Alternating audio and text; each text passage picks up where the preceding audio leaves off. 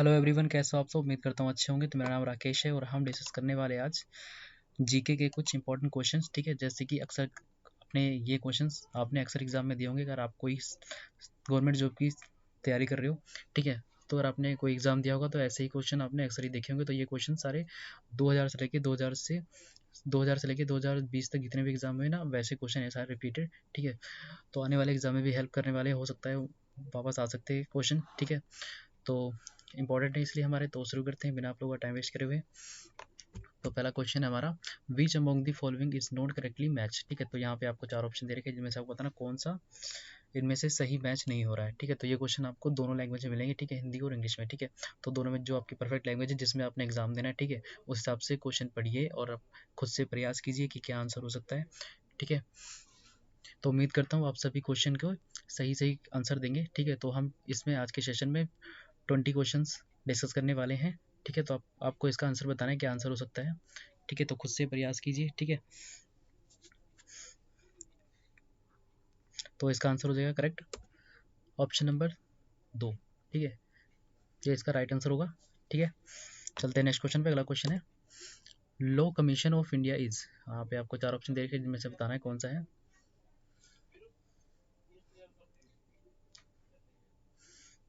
सारे महत्वपूर्ण क्वेश्चन है। ठीक है, रिपीटेड है, आपको पहले मैंने जैसे स्टार्टिंग में बता दिया। ठीक है, अगर आप कोई भी गवर्नमेंट सर्विस की तैयारी कर रहे हो तो उसमें आपको हेल्प करने वाली। ठीक है, ज़्यादातर जीके का क्वेश्चन पूछा जाता है जिसमें करंट अफेयर और स्टैटिक जीके और हिस्ट्री से ऐसे क्वेश्चन आपको पूछे जाते हैं। ठीक है, तो सबसे मेन होता है जीके हमारा। ठीक है, तो वो हमारा स्ट्रॉन्ग होगा। ठीक है, बाकी सारे आसानी से निकल जाएंगे। ठीक है, सबसे ज़्यादा मार्क्स का ही आता है जीके का। ठीक है, टॉपिक।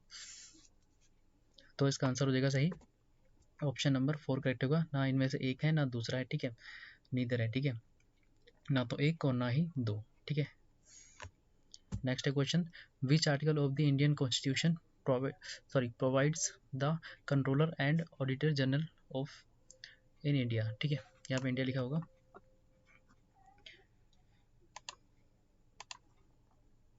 तो आपको इनमें से बताना है।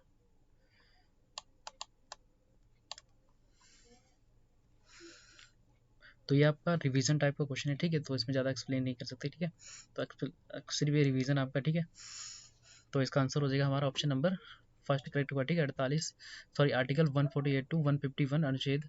ठीक है, 148 से 151 के बीच में। ठीक है, कैग के बारे में डिस्कस किया था। ठीक है, कैग क्या होता है, ये होता है जो ब्लैक मनी। ठीक है, या ब्लैक मनी या फिर जो पैसा सही जगह पे सरकार द्वारा यूज़ किया जा रहा है। ठीक है, उसके लिए होता है ये। ठीक है, कंट्रोलर एंड ऑडिटर जनरल। ठीक है, कैग जिसको बोलते हैं। ठीक है, तो ये होता है जो भी सरकार है, ठीक है, उसका सही जगह पैसा लग रहा है। ठीक है, कोई करप्शन तो नहीं हो रही। तो इस चीज़ के लिए चेकिंग करने के लिए होते हैं। ठीक है, ये प्रेसिडेंट के द्वारा चुने जाते हैं। ठीक है, ये इंपॉर्टेंट। ठीक है, उन्हीं के द्वारा सेलेक्ट किए जाते हैं कैग। ठीक है, तो इसका मेन पर्पज़ यही होता है कि कोई घपला ना हो, कोई सरकार करे। ठीक है, हिसाब किताब लेती रहे ये चीज़। ठीक है, प्रेसिडेंट के द्वारा इसका चुनाव किया जाता है। ठीक है, इस क्वेश्चन में यही पूछा गया है कौन से आर्टिकल में आता है। ठीक है, तो आंसर हो जाएगा फर्स्ट। ठीक है, आर्टिकल 148 से 151 तक। ठीक है, चलते हैं नेक्स्ट क्वेश्चन पे। अगला क्वेश्चन है, who gave the suggestion for the establishment of the Lokpal and Lokayukta. तो यहाँ पे आपको चार ऑप्शन दे रखे हैं जिनमें से आपको बताना है किसने सुझाव दिया था, कौन सी कमेटी ने दिया था, आपको ये बताना है इसमें। तो आंसर हो जाएगा इसका ऑप्शन नंबर फर्स्ट करेक्ट होगा। ठीक है, प्रशासनिक सुधार आयोग। ठीक है, इसके द्वारा दिया गया था सुझाव। ठीक है, चलते हैं नेक्स्ट क्वेश्चन पे। अगला क्वेश्चन है, Nagarjunakonda is the historical town located in. यहाँ पे आपको चार ऑप्शन दे रखे हैं जिनमें से आपको बताना है जो नागार्जुन कोंडा एक ऐतिहासिक शहर है जो कहाँ में स्थित है, आपको ये बताना है। तो आंसर हो जाएगा इसका ऑप्शन नंबर सेकंड करेक्ट होगा। ठीक है, आंध्र प्रदेश में ये स्थित है। ठीक है, चलते हैं नेक्स्ट क्वेश्चन पे। अगला क्वेश्चन है, in which year the Konark temple declare world heritage. ठीक है, हेरिटेज बाय यूनेस्को। ठीक है, यह बताना आपको किस वर्ष में इस मंदिर को, कोणार्क मंदिर को यूनेस्को द्वारा विश्व धरोहर घोषित किया गया था। ठीक है, तो ये बताना है कौन से ईयर में किया गया था। तो आंसर हो जाएगा इसका ऑप्शन नंबर फर्स्ट करेक्ट होगा 1984 में। ठीक है, इसका राइट आंसर हो जाएगा। ठीक है, हेरिटेज लिस्ट में यूनेस्को की। ठीक है, 1984 में आया था। ठीक है, next question, Ellora caves are a major tourist attraction in which region of Maharashtra. ठीक है, तो यहाँ पे आपको 4 ऑप्शन दे रखे हैं जिनमें से आपको बताना है ये गुफाएं महाराष्ट्र के कौन से क्षेत्र में है, ये आपको बताना है। ठीक है, जैसे मैंने बोला था कि आपको दोनों लैंग्वेज में परफेक्ट, आपकी जो लैंग्वेज है उसमें आप पढ़िए और आंसर दीजिए। ठीक है, खुद से प्रयास कीजिए, इसलिए आपको ये दोनों लैंग्वेज में प्रोवाइड किए गए हैं क्वेश्चन। ठीक है, जिसमें आपको कंफर्टेबल लगता है उसमें आंसर दें। ठीक है, खुद से प्रयास कीजिए, प्रयास कीजिए। ठीक है, तो इसका आंसर हो जाएगा फर्स्ट, सेकंड सही होगा। ठीक है, मराठवाड़ा यहाँ पे स्थित है ये। ठीक है, मराठावाड़ा में। ठीक है, चलते हैं नेक्स्ट क्वेश्चन पे। अगला क्वेश्चन है in which of the next mention to divide Vedic society into 4 classes. ठीक है, तो आपको बताना है वैदिक समाज को 4 वर्गों में विभाजित करने का उल्लेख किस ग्रंथ में है। तो यहाँ पे आपको 4 ऑप्शन दे रखे हैं जिनमें से बताना आपको। तो आंसर इसका राइट करेक्ट हो जाएगा फर्स्ट। ठीक है, पुरुषा सुक्ता ऑफ ऋग्वेद। ठीक है, next question to praise the gods. ठीक है, द पार्ट ऑफ द वैदिक हेमंस इज कॉल्ड। ठीक है, यहाँ पे आपको 4 ऑप्शन दे रखे हैं जिनमें से बताना देवताओं की स्तुतियों करने के लिए वैदिक भजनों के भाग को कहा जाता था। क्या कहा जाता है आपको ये बताना है इसमें। तो आंसर हो जाएगा इसका फर्स्ट करेक्ट होगा समाहिता। ठीक है, संहिता बोलते हैं इसको। ठीक है, संहिता।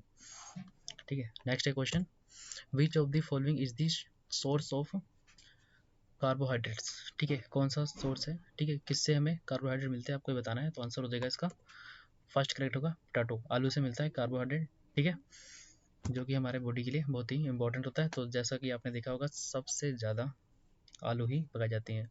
ठीक है, नेक्स्ट है question which of the following is a water soluble vitamin. ठीक है, 4 ऑप्शन दे रखे हैं जिनमें से आपको बताना है इनमें से कौन सा पानी में घुलनशील विटामिन है। तो आंसर हो जाएगा इसका सी करेक्ट होगा। ठीक है, पानी में अच्छी तरीके से घुल जाता है। ठीक है, चलते हैं नेक्स्ट क्वेश्चन पे। अगला क्वेश्चन है विच of the following is the source of unsaturated fats. ठीक है, फैट्स आपको बताना है इनमें से कौन सा है, इनमें से कौन सा अतृप्त वसा का एक स्रोत है।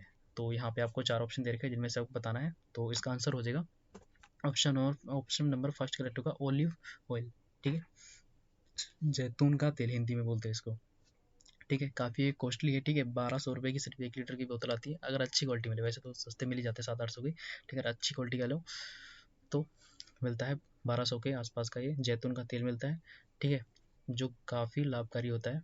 ठीक है, next question which of the following is the most common form of the fat in the body. ठीक है, तो 4 ऑप्शन दे रखे हैं जिनमें से आपको बताना निम्न में से कौन सा शरीर में वसा का सबसे सामान्य रूप है। तो 4 ऑप्शन दे रखे हैं जिनमें से आपको बताना है क्या हो सकता है इसका आंसर। तो इसका आंसर सही हो जाएगा हमारा ऑप्शन नंबर 4 करेक्ट होगा। ठीक है, चलते हैं नेक्स्ट क्वेश्चन पे। अगला क्वेश्चन है in animal digestion proteins are breaks into which material. ठीक है, 4 ऑप्शन दे रखे हैं जिनमें से आपको बताना पशु पाचन में प्रोटीन का किस सामग्री में विघात होता है। तो यहाँ पे आपको 4 ऑप्शन दे रखे हैं जिनमें से आपको प्रयास करना खुद से। ठीक है, अगर आप खुद से प्रयास करना चाहते हो तो अगर आपको ज़्यादा स्पीड में लग रही हो तो आप वीडियो पॉज करके ठीक है खुद से प्रयास कीजिए। ठीक है, समझिए आंसर क्या हो सकता है। ठीक है, जो कि बहुत इंपॉर्टेंट है। आप अगर ऐसे देखोगे कि बस टाइम पास करना है, मतलब कि सिर्फ वीडियो टाइमिंग देखनी है, इतनी देर की हम देख रहे हैं। ठीक है, वो मैटर नहीं करता, आपको कितना समझ आ रहा है आपको मैटर करता है। ठीक है, तो आप ध्यान से पढ़िए। ठीक है, हर क्वेश्चन। ठीक है, अगर ज़्यादा टाइम लग रहा हो, मैं जल्दी आंसर बता रहा हूँ तो आप वीडियो को पॉज करके देख सकते हैं। ठीक है, मेन मेन हमारा वीडियो देखने का बस ये सोर्स है कि हमें समझ आ रहा है कितना। ठीक है, अगर एक बार में समझ ना आए वीडियो 1 से 2 बार देखें। ठीक है, चलते हैं नेक्स्ट क्वेश्चन। सॉरी, इसका आंसर बताना रहेगा। इसका आंसर हो जाएगा अमीनो एसिड। ठीक है, ये इसका राइट आंसर हो जाएगा। ठीक है, पशु पाचन के लिए सबसे बेस्ट है ये। ठीक है, अमीनो एसिड। ठीक है, चलते हैं नेक्स्ट क्वेश्चन। अगला क्वेश्चन है which was the first battle of Mohammad Ghori against the Indian ruler. ठीक है, तो यहाँ पे आपको 4 ऑप्शन दे रखे हैं जिनमें से आपको पूछा गया जो मोहम्मद गोरी थे। ठीक है, मुस्लिम शासक थे। तो इनका भारतीय शासक से पहली बार प्रथम युद्ध कब हुआ था, तो ये आपको बताना है। ठीक है, तो आंसर हो जाएगा इसका ऑप्शन नंबर 2 करेक्ट होगा। ठीक है, बैटल ऑफ कयादारा। ठीक है, कयादारा की लड़ाई में पहला हिंदू शासक से इनकी लड़ाई हुई थी। ठीक है, कब हुआ था, ये हुआ था 1168 के करीब हुआ था। ठीक है, 1168 में हुआ था ये। ठीक है, और जो उसके बाद में सेकंड हुआ था ये हुआ था तराइन का। ठीक है, तराइन का जो पृथ्वीराज चौहान से हुआ था। ठीक है, 1191 में पहला बैटल हुआ था। उसी के 1 साल बाद 1192 में जो पहला हुआ था पृथ्वीराज चौहान से, तो इसमें गौरी हार गया था, ठीक है, उसके सामने गिर गया था, ठीक है, पृथ्वीराज चौहान के, ठीक है, तो वो शस्त्रहीन हो गया था, मतलब कोई इसके पास शस्त्र नहीं बचा था। तो पृथ्वीराज चौहान ने बोला था कि हम निहत्तों पे वार नहीं करते, ठीक है, तो मोहम्मद गौरी को छोड़ दिया था। उसके अगले साल ही वापस आया था मोहम्मद गौरी और इसने पृथ्वीराज चौहान को मार दिया था। अगर उस टाइम पे पृथ्वीराज चौहान ने गौरी को मार दिया होता तो ये इतनी बारी अटैक नहीं होते भारत पे, ठीक है, क्योंकि कई बारी गौरी के द्वारा अटैक किए गए थे, ठीक है, टोटल 17 बारी मोहम्मद गौरी के द्वारा अटैक किए गए थे भारत पे, ठीक है, तो सबसे मेन कौन सा था, सोमनाथ टेम्पल का, ठीक है। तो यहाँ पे हमें पूछा गया था फर्स्ट बैटल हिंदू शासक की कौन था, तो वो था सेकंड नंबर इसका राइट हो जाएगा, बैटल ऑफ केदारा का, ठीक है, जो हिंदू शासक से हुआ था, ठीक है। चलते नेक्स्ट क्वेश्चन पे। अगला क्वेश्चन है, in which of the following years Mohammad Ghori conquered Lahore, ठीक है, तो यहाँ पे आपको 4 ऑप्शन दे रखे हैं जिनमें से आपको बताना है कि लाहौर पे कौन से वर्ष में गौरी ने विजयता हासिल की थी, मतलब विजय हासिल की थी। तो यहाँ पे आपको 4 ऑप्शन दे रखे हैं जिनमें से आपको बताना है। तो आंसर हो जाएगा इसका ऑप्शन नंबर 4 करेक्ट होगा, 1186 AD में, ठीक है, तब इन्होंने लाहौर पे अटैक करके, ठीक है, वहाँ पे विजय हासिल की थी, ठीक है। नेक्स्ट है question, which of the following women scholar related to the Vedic age, ठीक है, कौन सी विद्वान महिला थी, ठीक है, ऋग्वेद से, आपको ये बताना है, सॉरी वैदिक एज से। तो आंसर हो जाएगा इसका ऑप्शन नंबर 4 करेक्ट होगा, ऑल ऑफ दी अबव, ठीक है, ये तीनों के तीनों थे, ठीक है। नेक्स्ट है question, what is the name of the bridge on the Ganges connecting Patna in the north of Bihar to Hajipur in the south. तो यहाँ पे आपको 4 ऑप्शन दे रखे हैं जिनमें से आपको इस पुल के बारे में पूछा गया है, जो पटना को दक्षिण में हाजीपुर से जोड़ने वाला गंगा पर बने पुल का नाम बताना है इसमें आपको, ठीक है। तो यहाँ पे आपको 4 ऑप्शन दे रखे हैं जिनमें से आपको बताना है।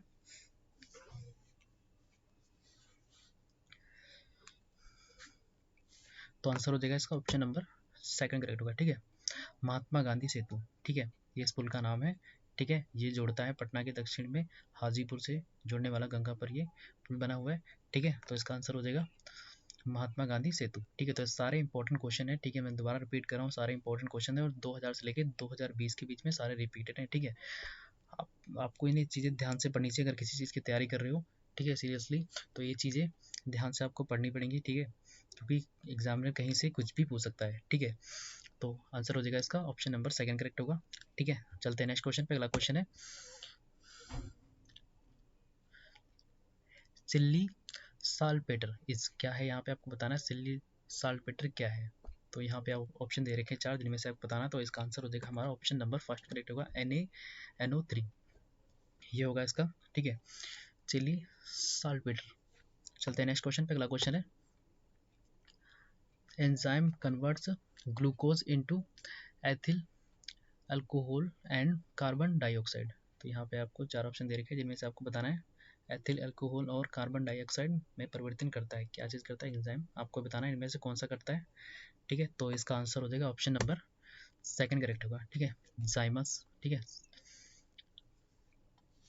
जाइमेज होता है, ठीक है, इसका 2 ऑप्शन करेक्ट होगा, ठीक है। चलते हैं नेक्स्ट क्वेश्चन पे। अगला क्वेश्चन है, how many minor committees were there at the time of making constitution. तो यहाँ पे आपको 4 ऑप्शन दे रखे हैं जिनमें से बताना संविधान बनाने के समय कितनी छोटी समितियां थी, ठीक है।